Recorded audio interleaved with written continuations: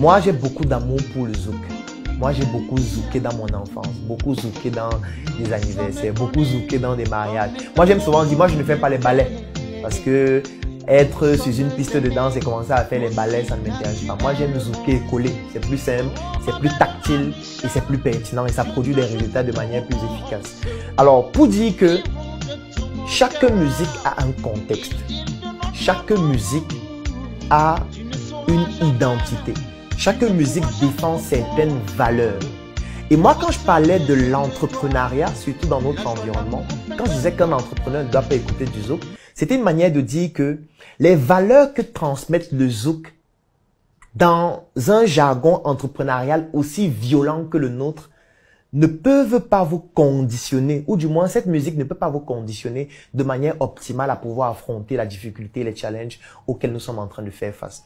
Vous ne pouvez pas tous les jours affronter le bailleur, affronter les créanciers, affronter votre personnel, affronter le marché, affronter votre produit et votre service qu'il faut continuellement améliorer, affronter l'innovation qu'il faut régulièrement apporter, affronter les impôts, affronter toutes les difficultés que nous sommes en train d'embrigader au quotidien ou alors qu'ils sont en train de nous embrigader au quotidien en écoutant doucement, vas-y, doucement. Ça, je veux dire, à un moment donné, même sur le plan psychique, ça va vous empêcher de comprendre que vous êtes dans une guerre violente, explosée. Ça veut dire que la musique doit permettre de rester concentré. La musique doit permettre de nous rappeler le combat que nous menons. La musique doit nous permettre de comprendre le combat que nos ancêtres menaient, le flambeau que nous avons tenu ou que nous sommes en train de tenir et que nous avons l'obligation de transmettre à nos petits frères et de manière intègre parce qu'on ne doit pas faire disparaître ce flambeau.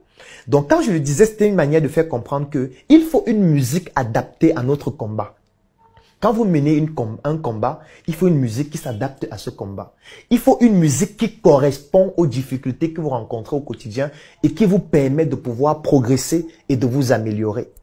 Ça ne veut pas dire que si vous arrivez dans une fête, on met le zouk, vous ne dansez pas, vous dansez, mais au quotidien, vous devez écouter une musique qui produit des vibrations en vous, vibrations qui vous permettent d'affronter vos challenges et de pouvoir les résoudre. Si ce n'est pas le cas, ce sera très difficile.